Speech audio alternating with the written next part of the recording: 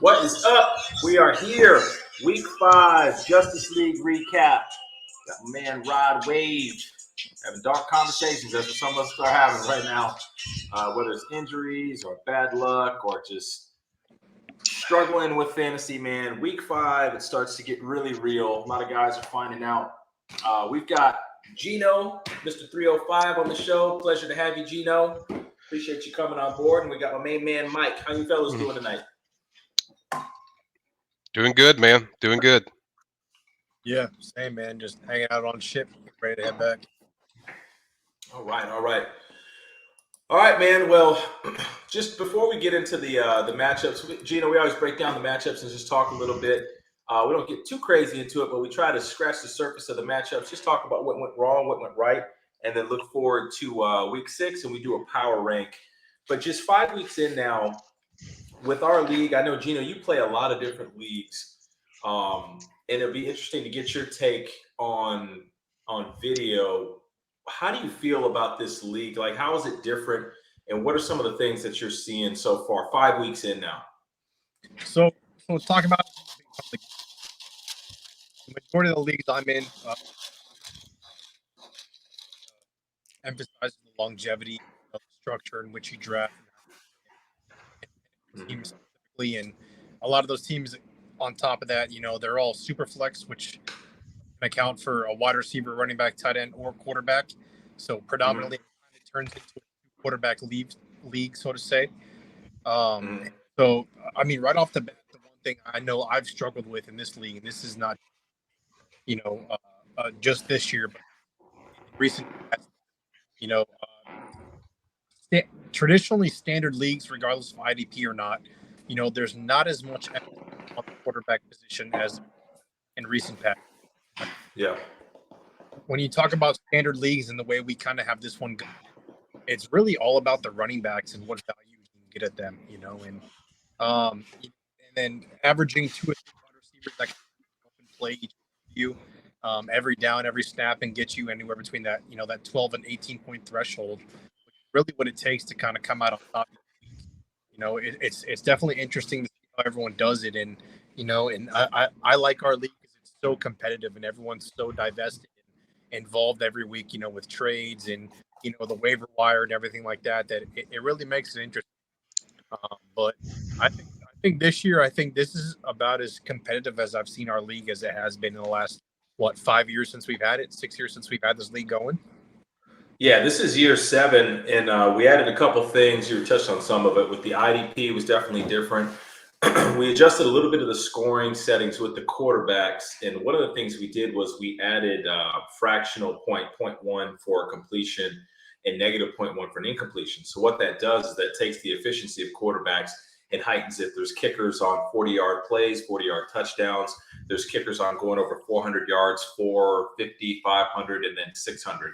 So with that being said, I mean, you have a big day at a quarterback. It could be huge. And same thing for running back, going over 150. I don't know if Chubb's gone over 150 yet, but if he has, you should have seen that kicker on him. Yeah. So, yeah, man, it's an aggressive scoring system, and it's kind of meant to kind of highlight the explosive plays that you see in fantasy football. Talking with some of the guys, and I know I personally really like that. It's what's exciting. Devontae Adams had a couple huge plays. I mean, those are weak swingers, but that's what we watch for, is those big explosive plays, especially when you're in a PPR league. You want something that's like an exquisite moment in the game to matter. And that's one of the reasons why we went with the IDP. And it's maddening. I know we flipped a trade for Myles Garrett. Myles Garrett's probably the top defensive end in the league, but if he doesn't get a sack, he doesn't get points. You know what I mean? And there's been weeks where he's had 37, and then the weeks where he's had 0.5. It's tough to peg it, So, yeah, Mike, what do you think in 5 weeks in? What are you noticing as far as trends? Like, do you think there's a formula yet? No, I don't think there's a formula. I just think it's as Gino mentioned, the running backs are the key. You got to have good running backs, and then you just got to have guys that are going to blow up, and you got to maximize the volume they're getting from each position. It doesn't matter what position it is. It's not about the points, projected points. It's about what volume they're getting. If you're getting consistent volume, then you're going to be okay. Yeah, there's going to be some weeks where you don't win, but if you're getting that, I think everyone's adjusting to who is that guy. So because you got a lot of teams out there that run two-back systems, so you got to figure out who's going to get the volume in what ways, and I think everyone's just still trying to figure it out, and it shows just how competitive it is with I think everyone having a loss. Everyone's there's a lot of guys down there low.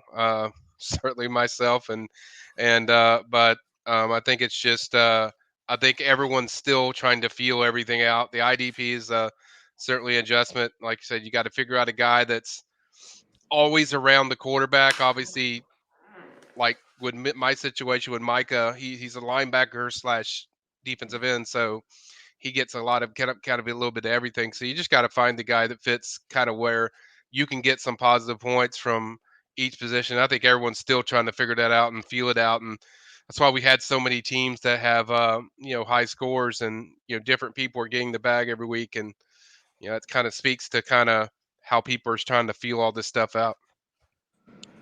Yeah, it's definitely been super competitive. I'm looking at it now. So as it stands now, everybody in Justice League's got to win. I know Mike was going against Mario, and that was a pretty good battle. Mario ends up squeaking that one out and actually got the bag. But as it stands now, everybody's got to win. And I'm looking at it. It's really, as far as the 8 spot right now sitting at 2 and 3, which means sitting at 2 and 3, everybody else behind them is going to be 1 and 4. You're a week away from being in the playoffs. We go top 8 make it in. And then, we go 1 through 8, we match and seed it up. So it's really about trying to ride the waves, the ups and downs, the ebbs and flows, and just getting into that top 8. I know, Gino, you've been in a championship game before. I've been in a couple, and it's just really at this point, man, it's just kind of like, what can I do to kind of tinker with my roster to get some guys who could blow up, who I could kind of ride to get to one of those top 8 spots. I mean, we've seen the number 1 seed get beat first round of playoffs. We've seen the 8 seed get to the title game. I mean, it's just wild. So really, everybody is still in it. Everybody's got a shot to get into the top 8. Nobody's out of battery with that yet. And we're going 14 weeks strong, playoffs 15, 16, and 17. And so, yeah, I mean, it's going to be an interesting finish. Hopping into these matchups, we'll start with the first one is going to be Trey going up against Mark the Ozone. Ozone comes away with the victory, 147.08 to 133.61. Just running down what went good for Ozone.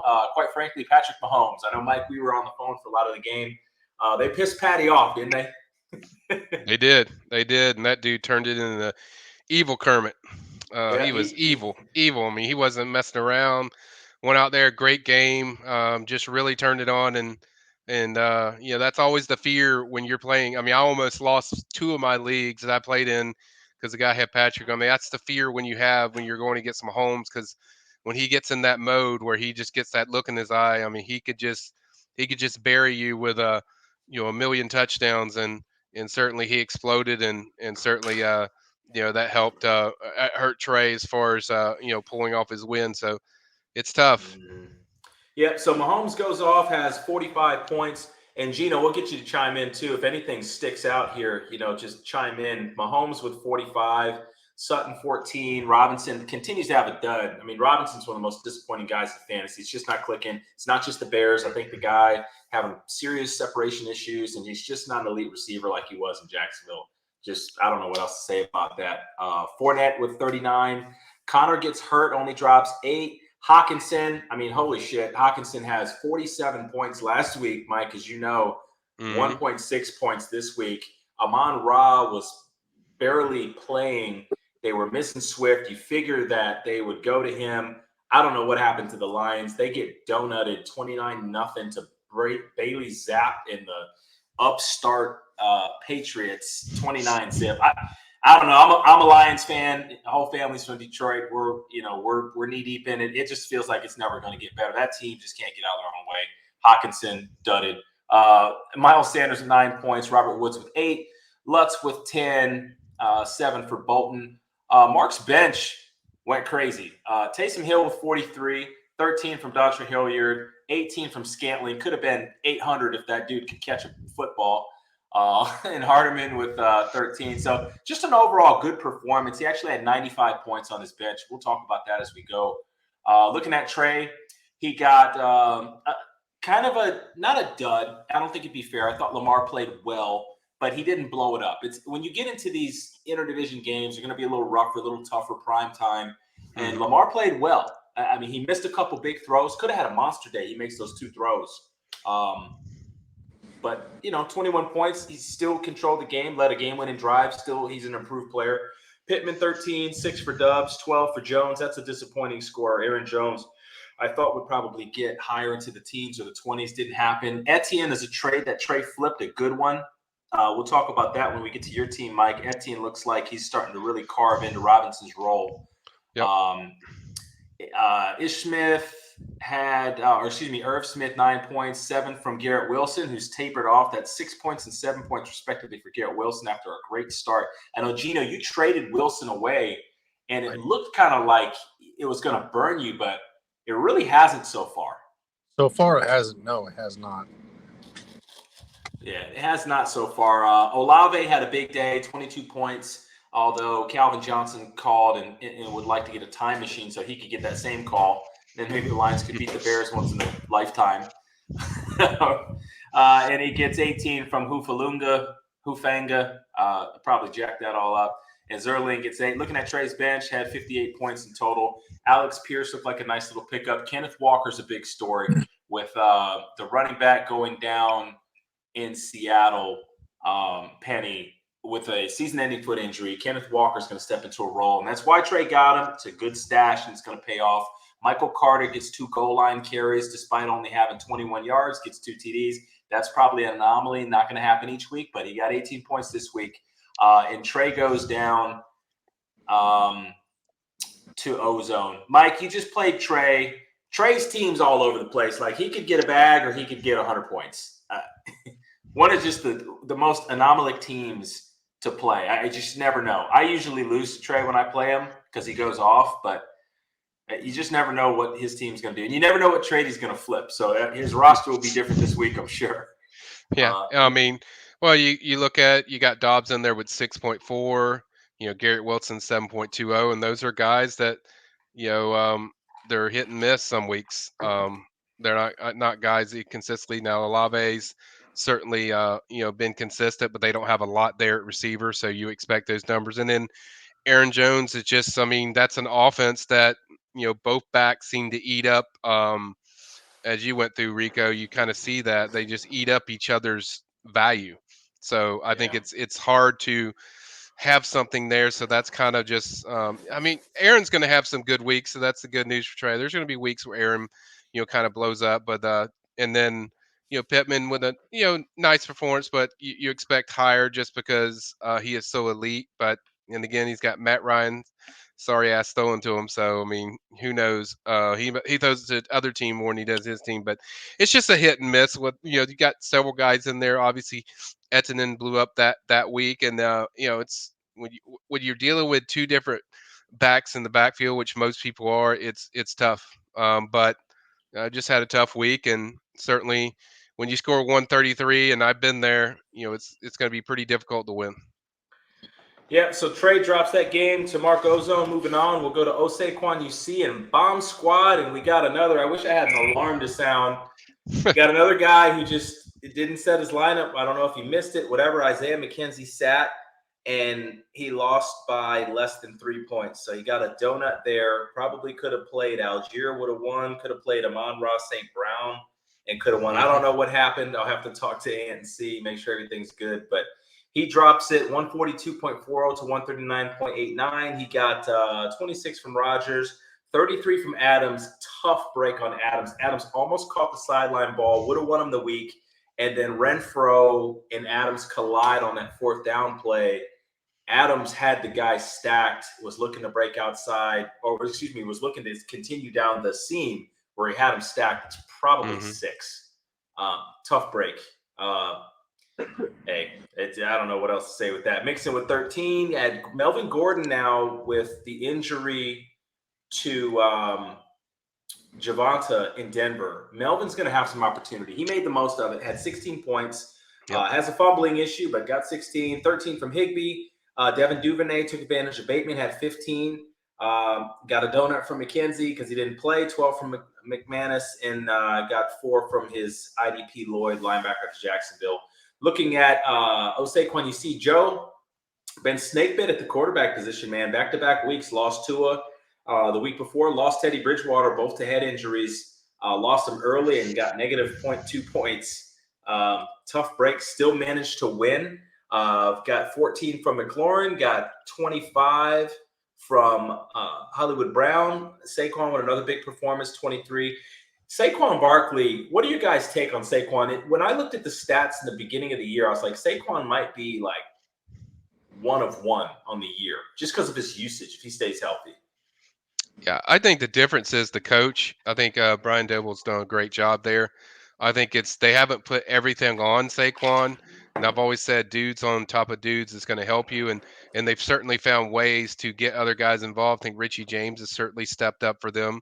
I think certainly Daniel Jones is taking more of a role where Saquon's not having to do as much, and I think the results are you're seeing they're riding their star, but they're not having to overusage him.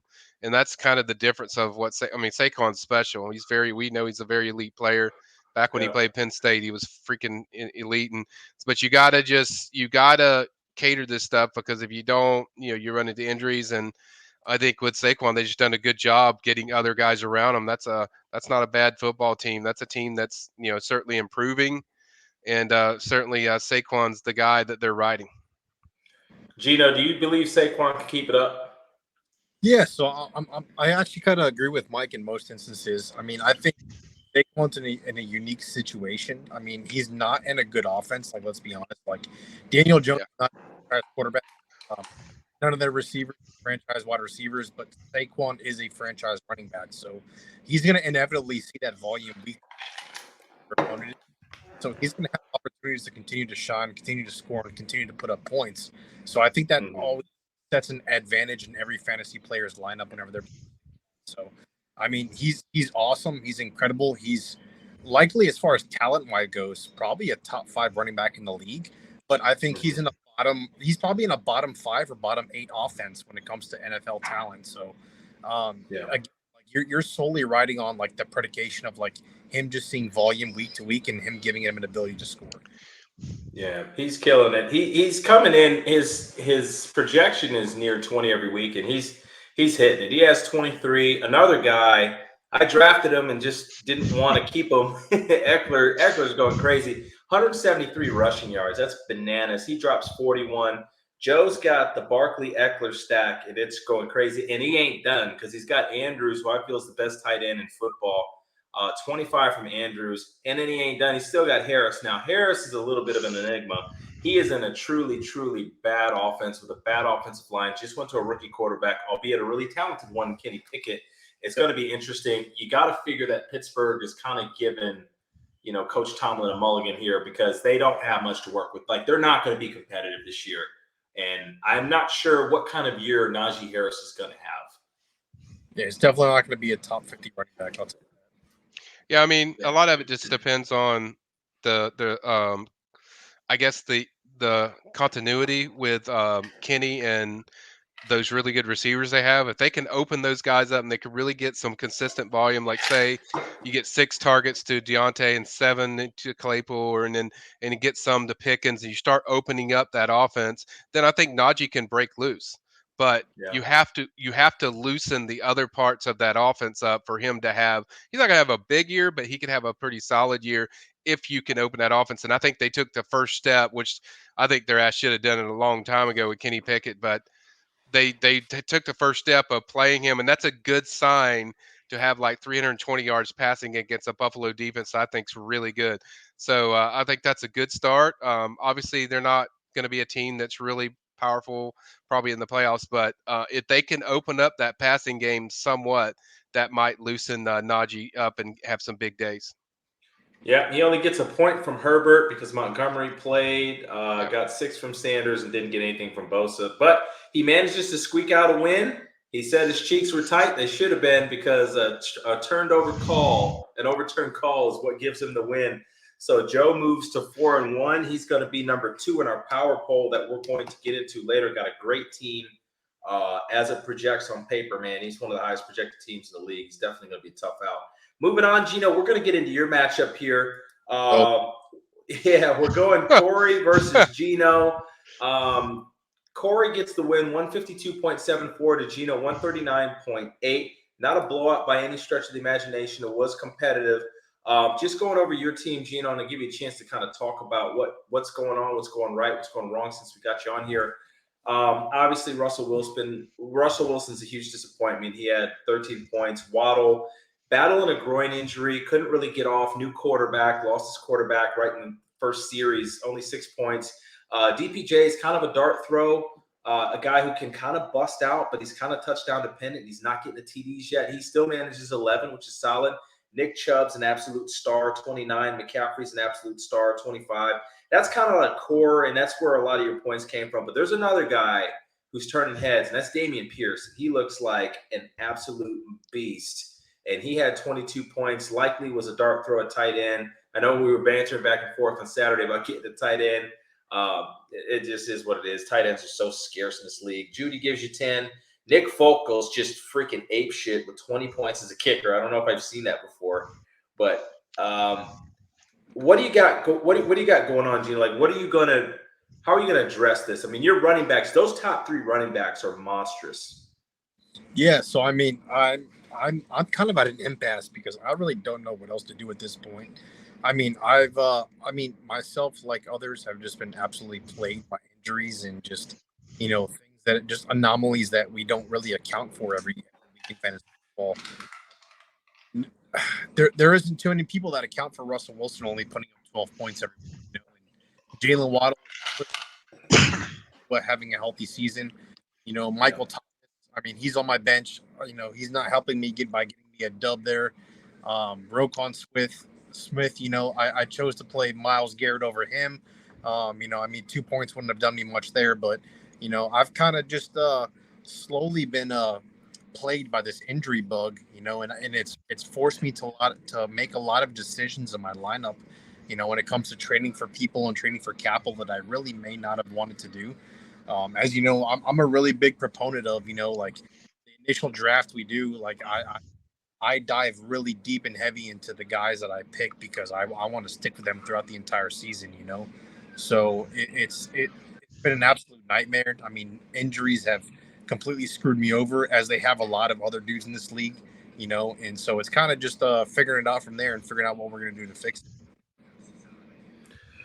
Yeah, looking at it, I mean, that's a tough go. Kyle Pitts, the draft capital in him, the year he's supposed to have, he's just not having. I hate that the Atlanta Falcons went with Marcus Mariota. I think that sets that franchise back 3 years. I think it's just irresponsible to the development of Kyle Pitts, and it's just something that just shouldn't happen. They probably shouldn't draft him as high as they drafted him, but the dude is super talented. There's no reason why that guy's not getting 8 to 10 targets a game. And there's no reason why he's not just flourishing. I know he didn't play this week, but he hasn't been doing crap when he's been playing because they got him out there blocking. The guy's an elite tight end, an elite physical specimen. They're not using him. And, I mean, good on you for picking him because he was supposed to blow up, but the Atlanta Falcons just continue to do head-scratching stuff like starting Marcus Mariota. I mean, that guy is just a cancer to pass catchers. Mike Thomas had a great first couple of weeks. If he's healthy, that makes a huge difference. Jared Goff, I would have probably tried to play Jared Goff, but it wouldn't have done you any good because he goes out there and does nothing, and he's been tearing it up. Detroit had the number 1 offense in the league, and they go out there and get donutted by the Patriots. And the Patriots, coached by Belichick, they got a great defense. They're going to play tough in Gillette Stadium, yes, but that right there, I mean, I'll get into that, later towards the end, but I'm shocked at that. Like, you have a good bench. Pitts, Thomas, Goff, Nico Collins, like, those are 4 playable dudes, and the only one that did anything was Nico. Yeah, no, absolutely. And I'm not gonna lie, up until the Thursday night game, I was really thinking about, like, man, do I take the shot on Goff this week? Like, they have the number 1 offense in the NFL right now. But then I thought about it, I was like, you know what? They have the number 1 offense. They're going into New England. New England's about to start their 3rd quarterback. Like, in my mind, I'm like, Belichick is about to pull out of the hat and something is wire. I was like, you know what? I'm just going to sit Goff. Like, there isn't much reciprocation week to week when a player has an incredible week to where they replicate that in the next week ensuing it, So, like, Goff had, like, 400 some yards and, like, 4 touchdowns last week. Line, I'm like, all right, he's probably going to go for like maybe 201 or 202.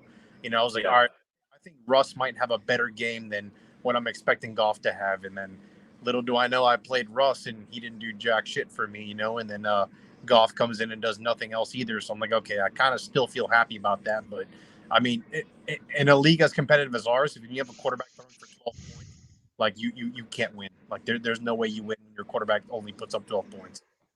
Yeah, no, it's rough. I think you're going to have a lot better weeks. Looking at this roster, when you get Pitts and Thomas worked in there and you take out Likely and you take out DPJ, I mean, when you're going Russell, Waddle, Thomas, the three running backs, Chubb, McCaffrey, and Pierce, and then, Judy, you're going to have some options, man. It's going to be a tough lineup. So, it's early in the season. It's tough. There's no sweet science to it, and we're all victim to the injuries, some more than others. And if you get hit with the injury bug, man, it's just not much you can do. Looking at Corey here, he's getting a lot of production from Carr. That looks like a really good pick for him. I mean, Carr's holding his own. They're 1-4, but they're still putting up points, man. Raiders been in every game. Carr gives him 28. Jamar Chase, still love Jamar Chase. I'm still going to try my damnedest to trade for him because I love that dude. He's underperforming, though. I don't know if he's hit his projection one time this year. 6 points short of it again. Had 13.5 points, and about half of that came on the last drive where Joe Burrow kind of let him down the field. So Jamar Chase is doing his thing, but it's just not coming into these big boom-busting numbers yet, and he's still getting wins. Deontay Johnson's another disappointment, only had 13 points. His targets are there, but his production is not. J.K. Dobbins blew up last week. It kind of felt like an anomaly. Like he's going to be the starting back. He's going to have good weeks, but in an offense that features a lot of different backs and Lamar's out there running around and doing stuff, it just felt like limited possessions. 24 was kind of like a spike number, came back down to earth, had 6, but boy, Breece Hall did not come down to earth. He went to the stratosphere. 31 points for Breece Hall, looked like an absolute monster, had 197 total yards, one of the players of the week in fantasy, and they drafted him, and I believe in the second round, he was the first running back taken overall. I think it was like the 43rd pick, and you see why. He blew it up at Iowa State. Breece Hall is the RB1 in New York for the Jets, and he looks awesome. Donut for Waller, had a hamstring. That's terrible. Waller got paid, and he has not returned on investment. He's just not had a good year. There's no other way to put it. Jacoby Myers blows up, 27 points. Excellent game for him. He's the WR1 in New England. It's a great pick by Corey. Stevenson blew up 161 yards against the Lions, who have the worst defense, and there's an injury there that aided that, but Stevenson is definitely in the mix for the RB1 there in New England. He will be as long as Damian Harris is down. Terrific day, 25 points. Tyler Bass gives him 9. Nothing really to talk about on the bench except for Jeff Wilson Jr., 23 points, and Geno Smith with 37. Corey's one of the most improved rosters, I think, or managers in this league. He's in the mix. I know, Mike, you had a good battle with him that went down to the wire. Corey moves to 3-2. Things are looking up for him. He's doing a good job. That's going to bring us to we'll go to Willie and Jameis Crabb Hunter. Willie set his lineup this week, and he was very close to the bag. Finished with 165.71, gets the win over Ant, 133.19. To describe Will's team in 2 words, freaking Josh Allen, baby. I mean, going crazy. 56. Now, again, Gino, we talked about this at the outset. Our scoring system's a little different. But Josh Allen goes absolutely Donkey Kong country. 424, 4 TDs, 42 rush yards, 56 points. He could have had 70 if he would have played hard the whole game. Willie is killing. He's killing based off that. I mean, he's 4-1, and Josh Allen is the number 1 player in fantasy by far, and is just breaking dudes every week. Gets 31 from Lockett, 7 from Renfro, 28 from Cook. Cook's balling right now. Antonio Gibson's going down a little bit in his usage snap share. He only gets 8 there. Evan Ingram, kind of a plug-and-play tight end, gives him 14, gets 10 from Osborne.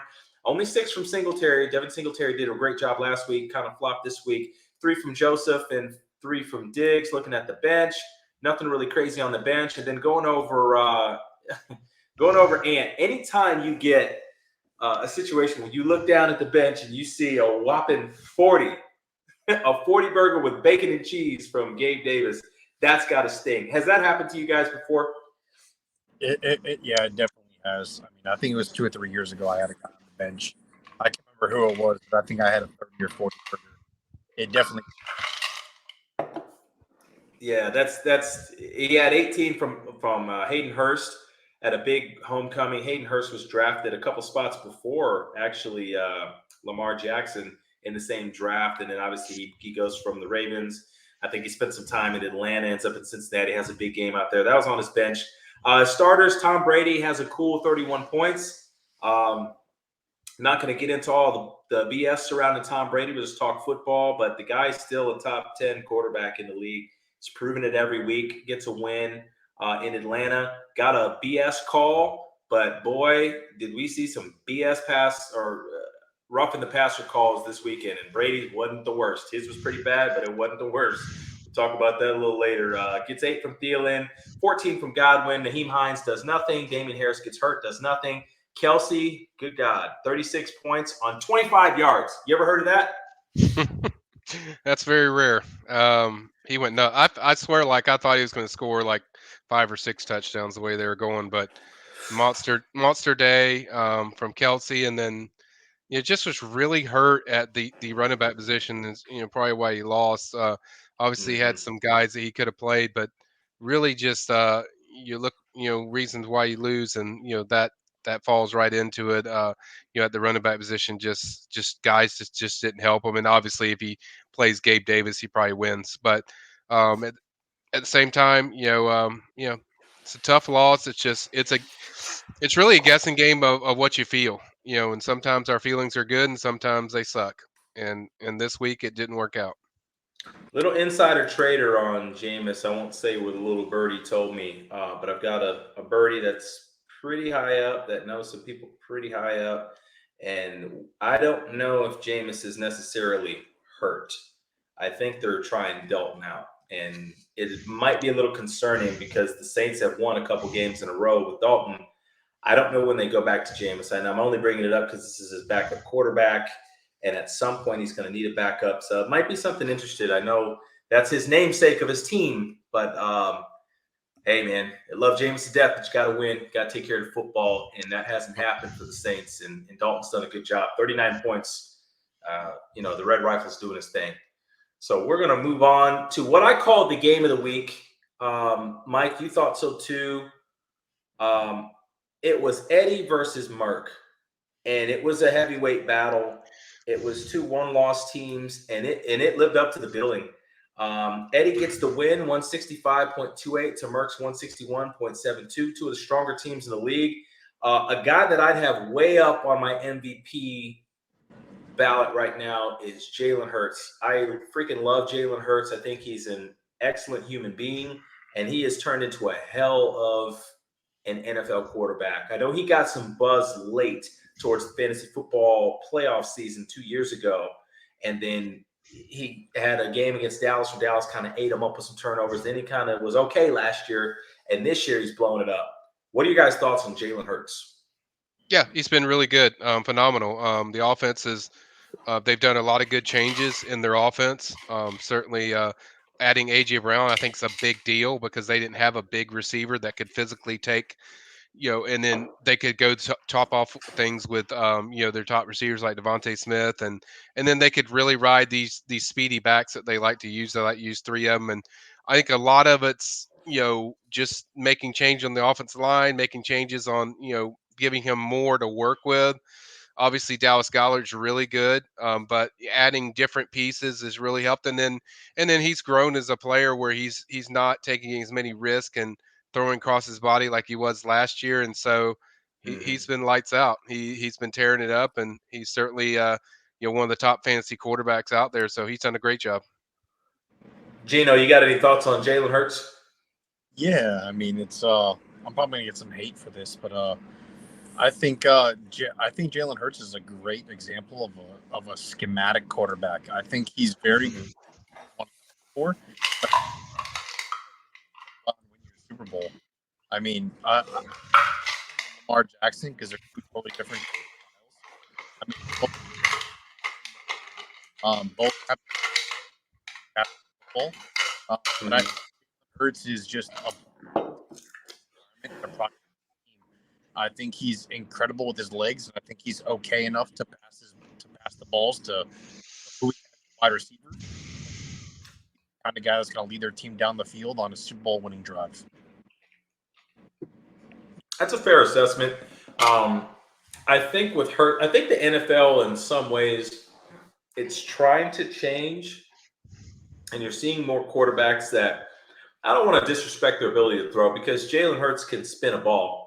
He can throw a good distance. He can make throws, but he's not a traditional pocket pick you apart, read the coverage, go through his progressions 3, 4, 5, and then hit a guy like a Brady or a Matt Ryan or something like that.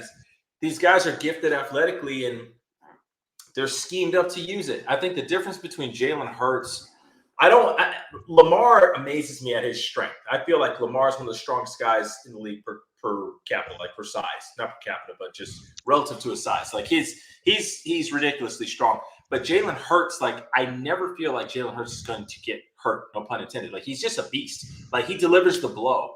And I feel like the coaches know that and they scheme accordingly. So maybe he could do some more downfield passing, maybe. I mean, I don't know that he's crazy accurate, but he's just so gifted and strong. It's like these teams are trying to win. And if you have a guy who can execute this, you're seeing more and more of it. I mean, Kyler Murray, the opposing quarterback in this matchup, same thing that Kingsbury's doing, scheming him out there, letting him run around, be a squirrel, right? I mean, so you're seeing just more and more of that with these guys. But it's going to be interesting to see how it plays out. Like, which one of these guys can win a Super Bowl quarterback? I think it's a fair assessment, Gino. I mean, that's what we're here to do, right? I mean, that's what you play the game for. I mean, Josh Allen don't give a shit about anything but winning a Super Bowl. Patty don't give a shit about anything but winning a Super Bowl. Joe Burrow don't give a shit about anything but winning a Super Bowl. So I would expect that Jalen Hurts, Kyler Murray, Lamar Jackson, all these other younger quarterbacks, you could go down the list.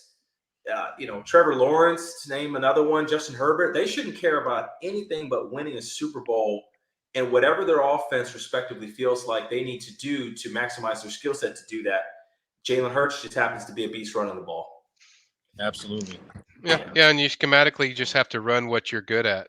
They know they can't put Jalen in certain situations where he has to drop back and then he's under pressure and throws the ball. They schematically put him in situations like this is what we want to do in this area, and they do a good job with it. Now you're going to face better defenses. Obviously, Tampa Bay, Buffalo, all these great defenses. Obviously, Dallas got a great pass rush, so it will challenge him. But for now, everything we saw, I can't disagree that they can't get to that point. But for me, when I look at the NFC, I don't see anybody that can compete with the teams that I see in the AFC. No matter even what Jalen's doing, I don't see it. Like I just don't see them be able to do that. But he's doing the job. Give him credit, and he can do it if they continue to keep working it and continue to attack teams and take advantage of such situations that they're getting. But right now they're playing good football. It's gonna be a tough team to beat. Yep, running back down the matchup, Eddie gets a huge win, man. 165.28 over Merck, 161.72. 35 from Hurts, gets 15 from Evans, 15 from Lazard, 6 from Penny, loses Penny for the season. He just paid $31 in Fab, went to the boom room to go get him. Got a great week last week, and he gets hurt this week. I hate that for him. Penny's a tremendous talent. Finished the season last year on just a rampage. Had a terrific week last week against Detroit. I think he had 34 points. Terrible injury. Hate to see that. That's very unfortunate. He's going to have to kind of scramble his running backs again. But he does have the RB1 in Miami. I take personal offense to that because I drafted Chase Edmonds thinking he was going to be a dude. They paid him like he's going to be a dude. But I missed the fact that the freaking coach was with Mostert. That was a running back coordinator in San Francisco. I should have done more homework. Eddie did it, so he's reaping the rewards. Got 20 points from Mostert, 3 points from Fairmouth after a big week last week. T. Higgins burned me in another league. Burns Eddie here. Probably cost him a bag. Went out there to try out the ankle, ran a couple plays, and then just said, nah, I'm good. And they proceeded to lose by 2. That's probably a big reason why. Gets another monster day from Jefferson. Jefferson is probably WR2. I can't put him ahead of Cup, but he's a very close WR2. 37 points from Jefferson. Suck up 7. Gets 26 from Donald. A beast performance in a loss. 2 sacks, forced fumble. Dallas line couldn't do anything with him, but they didn't have to because they just ran the opposite way. Bench, I like Pickens a lot on his bench. I think Pickens is a really good asset down there. He gets a sneaky pickup in McKinnon. He picked him up before the game. Nice sly move. Got 10 points from McKinnon. Other than that, nothing really to speak of on the bench. Going over to primetime. I mean, Marcus had a decent week. He got 25 from Murray. Murray's been a bit of a disappointment, as has the Arizona team just in general. But he still got 25. Cup dominant again, 29 points. Tyreek Hill lost 2 quarterbacks in a row. Eventually, it's going to affect his performance. It did here. He was in and out with, I think, a hamstring. Yep. Not sure. Had 15 points. Zeke Elliott is just not Zeke 2 years ago. He's solid, good football player, but fantasy-wise, man, if that's your top RB, you're not going to get a lot from him. 9 points. Got 16 from Gino's boy, Kareem Hunt. Another rush TD for Kareem. Another one of Gino's guy, David Njoku. 17 points. Dude's super talented. I mean, he could probably do that every week if he got the targets, and he killed it this week. Another one of Gino's boys. This guy, I mean, a lot of Cleveland here. Hunt, Njoku, Cooper. And he got decent projection out of these Cleveland guys. Got 16, 17, and 24 from Cooper. Still wasn't enough. Got 21 from Devonta Smith, who's been up and down. He's bageled and had 37. He had 21 this time. Got nothing from Young Ho Koo. Marcus loves the Falcons, and that's probably to a fault because he didn't get much this week. Devin White didn't give him much as far as the IDP, and there's really not much on his bench to talk about. So big win for Eddie. That was a matchup we were all looking at. Both teams brought it. Both teams pretty much hit their projection or close to it. So that was pretty good. Mike, we're going to go to your matchup. We'll start off with Mario. Mario gets the best of Mike, 177.31 to 158.47. It's a good week for Mike, but he faced the guy who had the best week out of 14, got the bag. Mario got his first win on the year. Just a great performance from Mario. He got what he needed. He got 33 from Wentz, picked him up off the waiver wire, got 28 from Diggs. That's what Diggs does. Got 17 from Jamal Reynolds because Amon-Ra was in and out, and there's no Swift. Another cheeky pickup off the waiver wire. 35 from Jacobs, follows up after a 40-point performance. Huge, gets Montgomery back. 20 from Montgomery, 20 from Goddard. Just going down the list here. Didn't get much from Gage, 7. Philip Lindsay, just a fill-in waiver wire pickup, gets 9. McPherson gets 6. J.J. Watt with 14. Looking at the bench, he had 33 from Cousins that he could have played. It really would have been a wash, and that is it. There was nothing else left on the bench. Going to Mike's team, Justin Herbert had 22 points. Mike, what are you thinking about Justin Herbert? It just feels like Justin Herbert is not delivering these over-the-top performances that you drafted him for.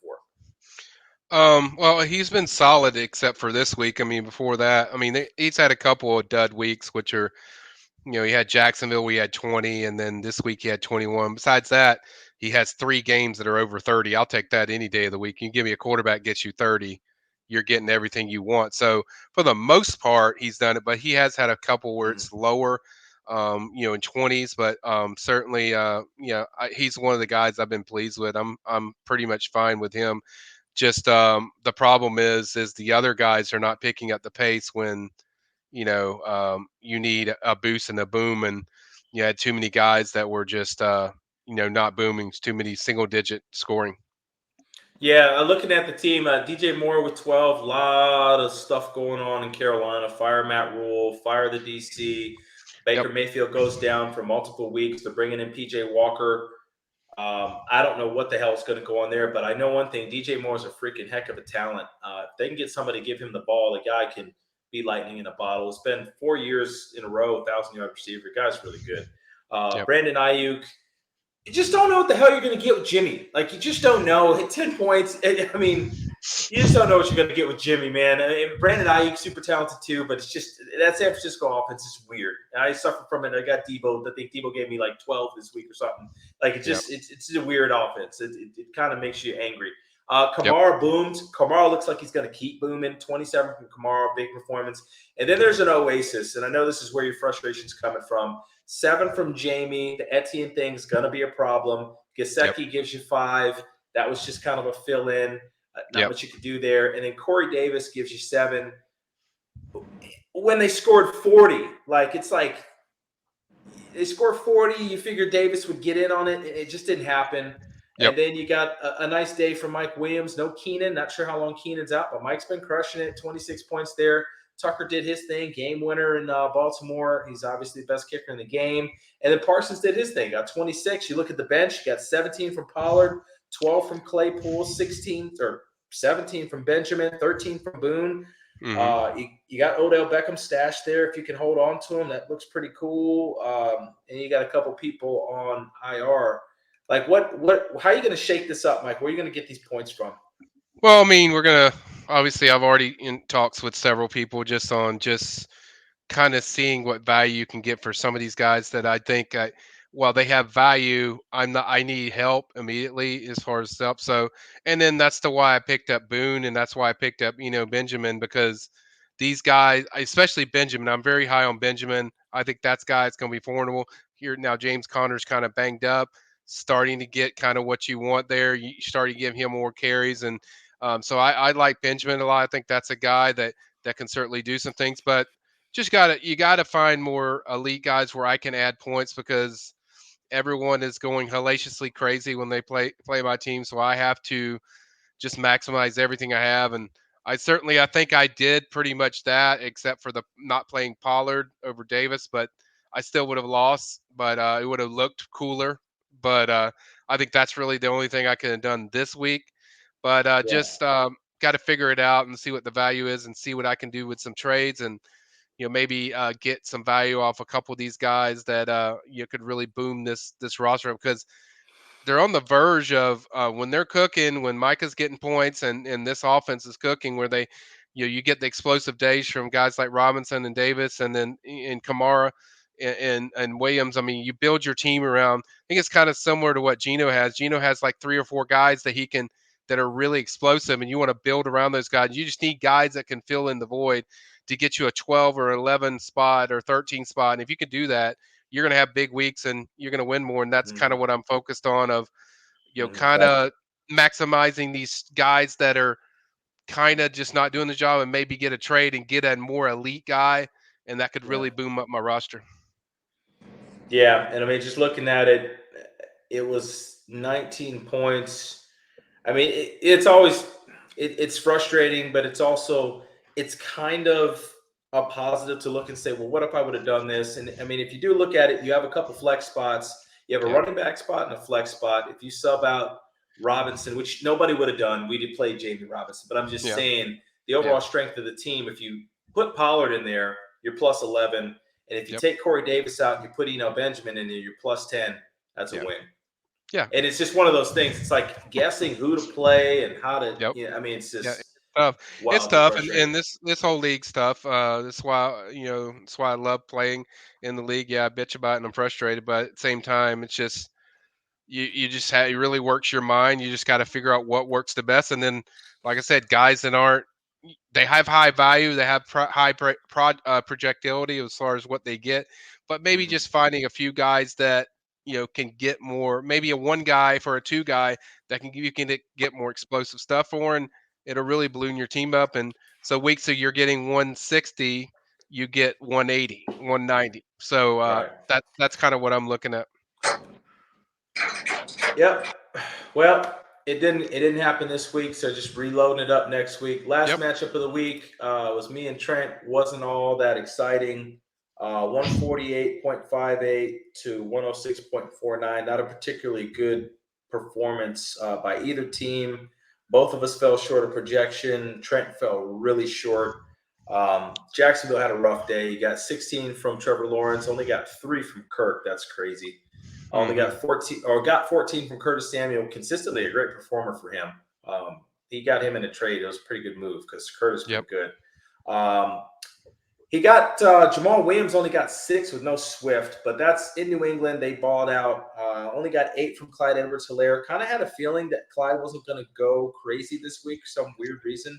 And they're mixing up that backfield a lot with McKinnon, and didn't see a lot of Pacheco tonight, but they've been mixing that up. So that's going to be a weird situation to see what Clyde continues to do.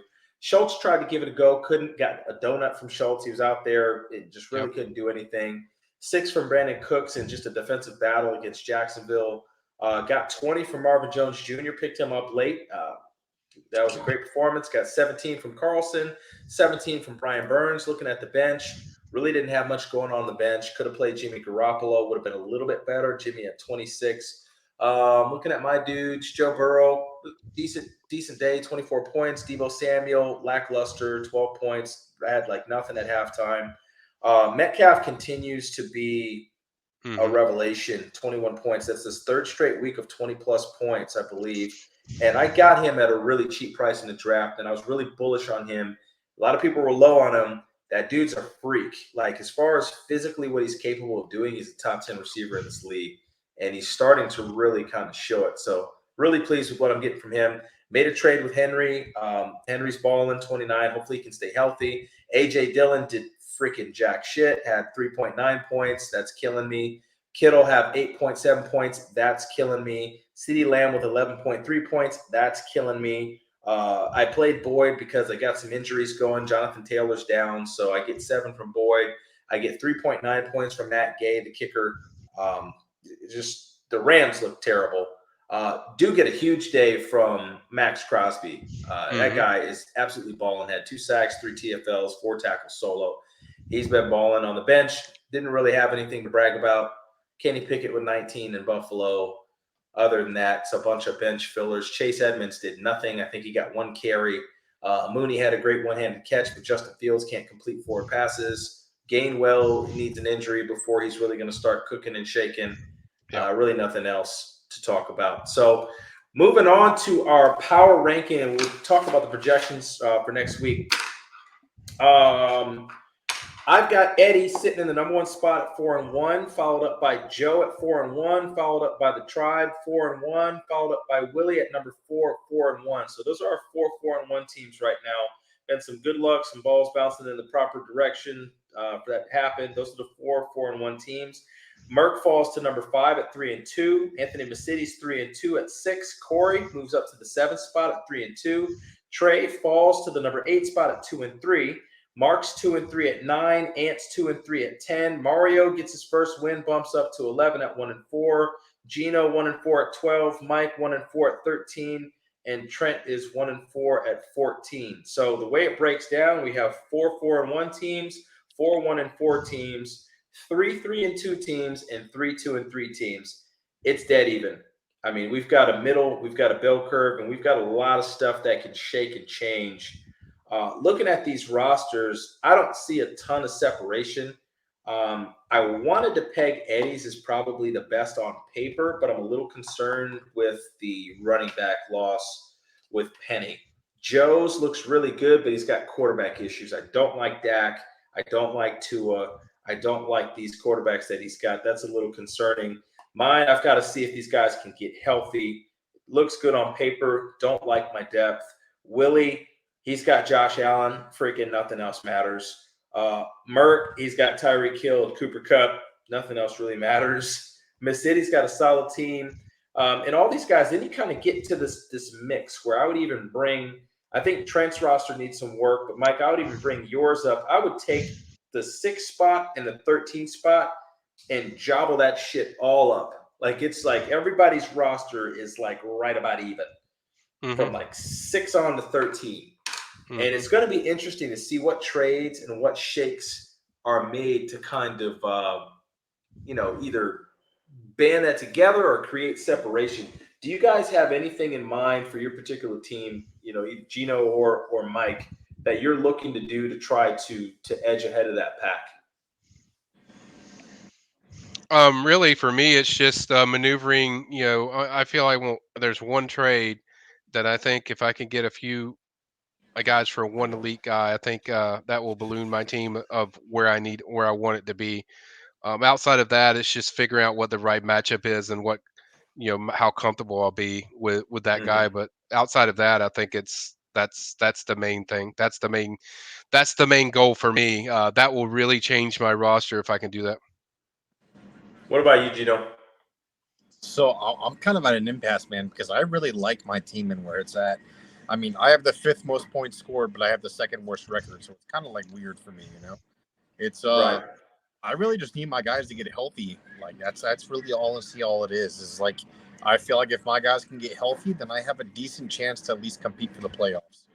I mean, I have arguably, running back one so far, 6 touchdowns and 430 yards through 5 weeks, with Nick Chubb and, Christian McCaffrey, depending on what happens with him and Matt Rule, and Russell Wilson, if this injection goes and help his shoulder, Jalen Waddle with a healthy Tua, like Michael Thomas with a healthy whoever, whether it be the Red Rocket or Jameis, like I have the talent, you know what I mean? I just got to find a way for these guys to put it together all together on the same week so that I can beat these next couple opponents. I mean, Kyle Pitts, arguably the third or fourth, most talented tight end in the NFL, regardless of his stats.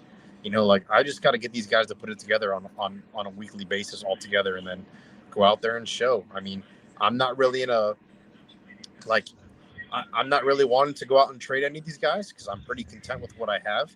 I'm kind of just ride it out and hope to God it works out. And if it doesn't, then so be it. Yeah, looking at your matchup next week, we'll just preview it while you were addressing your team. I mean, you've got the number one team in the league next week with Eddie, so it doesn't get any easier. He doesn't have any punitive, I guess, bye weeks. He does have Penny out, so he puts in Henderson Jr. from the Rams there, so that's a nice sub there. I don't think he's going to have Keenan. Maybe he does have Keenan. Maybe he doesn't. If he does, then it's not really going to affect his team as much because he's going to put him in for Lazard, who's healthy. So I don't know that he can gain. So he's looking at 156.65 is the total there. You're going to have everybody ready to go, I would hope. I don't know what the situation with Pitts is. Thomas should play. You will be down Pierce. So you're going to kind of have to slide those guys in there and kind of figure something out, maybe a waiver wire move or two. Or just slide in Thomas where you're at, and then you're going to have to roll Peoples-Jones. And Peoples-Jones gets in the end zone and changes things. You just might need a big day from Chubb and McCaffrey there. Yeah, it's weird, man. It's so weird.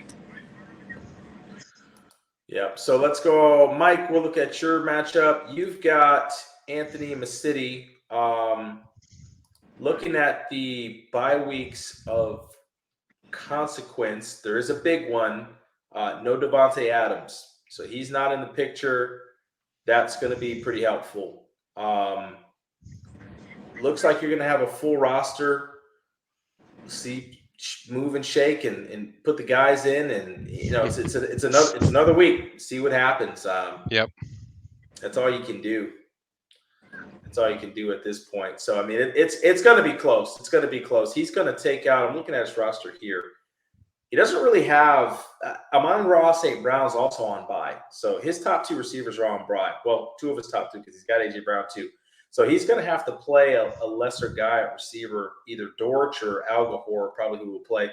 So that brings it about dead even. So it's going to be close, man. It's going to be nip tuck. It's going to be right there. So it's just going to be another week of, can Herbert go off? They got a home game against Denver. Can Herbert get one of these 40-point weeks? Like, can Kamara go get a 40-point week at home versus Cincinnati? Like, can one of these guys go and just really pop off? Like, can Mike Williams have a 40-point week?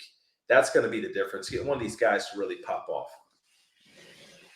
Yep. And, there's going to be some moving, shaking around. Obviously, the tight end that's in there now will not be in there because he'll be waived like a faster than I can take a shit. So he will be gone. So I will be a new tight end there. Hopefully it's Dawson Knox. Hopefully he's available. We'll see this week. If not, I'll probably stream one that I can figure out or get one in the trade. So we'll figure it out. But I think it's pretty good. I mean, it's pretty good as far as the matchups. There's some things I'll move around, but certainly I know it's going to be a battle, and I'll take that. I'll take any help I can get with Devontae Adams not playing. So that certainly helps. So just get after it, and we'll see what happens. Yeah, I'm looking at Trey and Nate are going to be going at it. That looks pretty dead even. Only 3 points separating them. Corey and Marcus are going to be playing. I don't think that Corey has his roster completely set yet. I'm trying to look and see. Marcus is expected to go crazy. He has a 170-point projection, so that's not going to be easy. Corey's going to have to get some big performances, which he can. He's got some guys on the roster who can definitely do it, but he's going to need to because Yeah, Cup at home versus Carolina and a must-win for the Rams. Tyreek Hill at home against Minnesota. Yeah, it's going to be some points being dropped in that one. Kyler Murray at Seattle. That looks like that'll be a shootout. So Merck's looking like he's going to be pretty formidable next week. Got a battle of 1 and 4 teams. Got Mario and Maze and Crew. Looks like a lot of bye weeks going on here. The Lions are off. Jacobs will be off. Philip Lindsay. I mean, just a lot of bye weeks. These guys are going to have a lot of work on their team. It's hard to even project what's going on there. The surprising Willie Wheels, like 4-1, surprise team of the league so far, in the sense that the record is so good. I mean, he made the playoffs last year. One of the more improved guys coming back from 2020 season. He's sitting at 4-1. He's going up against Ozone. Ozone obviously had a big win this week. Ozone's got a couple buys here with Hawkinson and Woods. Looking at his roster, he's going to have to plug and play a couple guys. Albert O from Denver's probably not a guy. He'll probably play Taysom Hill after that week, and then maybe plug in Valdez-Scantling. So he's going to be probably favored in this matchup, depending on what Willie can get from his bench. So that's going to be an interesting one. Let's see, Gino, we already talked about yours, and then I've got Joe. Joe's probably going to be favored in this matchup because he's got 131 points with no quarterback in. So he's going to have a quarterback. He's probably going to be around 155, 156, and I'm probably going to be somewhere around 155 or so. Hopefully Taylor plays. I have a huge buy in Henry. So we'll see, man. I know Joe's been excited about that matchup. He wants to beat my team, so it's going to be a pretty interesting matchup to see. It should be pretty close, but I think Joe's going to have a little bit stronger of a lineup this week because he's got Barkley, Eckler, Harris. I mean, all those hitters are lined up. Andrews. Yeah, he's going to be tough. Joe's got a monster on paper. So that's what we're looking at for week 6. I mean, that's the breakdown. Any parting shots from either you or Gino, and just what you're expecting in week 6, what the plan is? I just hope everyone's team doesn't go monkey shit crazy when they play me. Just give me an average week that I have a chance. But it's just frustrating. It's like you spend all week working on this stuff, but you spend so much study and the people you call and the research, and then when you get to Sunday, when all that stuff happens, it's tough. But that's why this league's good. But I'm going to be here no matter what. I'm here every time, win or lose. I'm going to talk about it. But just really, man, just hope for it. Congratulations to Mario getting the bag. His team just whooped ass. He got everything he needed, to get those points. But hopefully, I can figure some stuff out, make this thing better, and maybe have a trade or two that'll really get this thing going. Yeah, same. I mean, Rick, be mindful of your transaction this week. So I might be sending something over for JT. Oh, that'd be a big one, man. I'd listen to it. I'm always open. Nobody's untouchable on my roster. I'm always open to shake some stuff up. And that's one cool thing I love about our league. And I know it's different. I know some of the guys have been in and out. And even the guys who've stayed in it for 7 years, which, Gino, you're one of the ones who's been here. This is your 7th year, so appreciate you staying down with us. The trades are different, man, but I like it. It's really exciting. In the first couple years, it was like I was probably one of the few assholes that was out there trading all over the place. But over the couple of years that have passed, like really like year 4 or 5, people are like, okay, like I'm going to get real active. And then last year and this year, people are just active in trades, and it makes it fun because you never know. It's like it's this constant stock brokering of like equity in a player. And Mike, I know we talked about it today. And that's really the science of it. If there is a science, it's trying to find the value equity point of your guys to flip to get into either guys you really want to have or guys that you feel like could really boom your roster. Yep. And you miss. We talked about a trade where so far you got the best of it. I've had trades where I've got the best of it. Then it rounds out. And it's like, man, it's like sometimes you can trade so much. Like you trade up, you trade down. It's almost like gambling. Like you win, and then you spend all the money that you win, and then you lose, and then you win one more time, and then you break even. And it's like, I guess you get the thrill of the deal, I guess. Yeah, know. and it helps if you're winning. If you're winning, you feel it. If you're losing, you don't. Rico brought up like constantly what DJ Moore's doing, what Mike Williams is doing, what Kamar's doing, Mm-hmm. and I'm like, but you don't feel that because you're losing, But Right. at the end of the day, yeah, you are improving your roster, and it's fun. And I encourage everyone, like, hey, never be satisfied just what you have from week to week because as we see, you got bye weeks coming up. People got to change stuff, and you just got to constantly be evolving to check stuff that could, make your team better. And I think it's a very active group that it's easy to get a hold of a lot of guys, and it's just continually evolving. That's the best way to explain this league. Is like you always have to evolve to the next week, and I'm sure there's going to be more roller coaster up and downs. Like I'm 1-4 right now, but like I said, week by week, that's why each week it hurts when you lose close ones. Like I have with Corey, and now this week, it hurts because nothing's guaranteed going the next week. It's brand new, and it's just you always got to be working. Yep, you do. Well, look forward to seeing you guys chatting this week. I'm not ready to talk college football because I'm just not, and I don't know when I will be.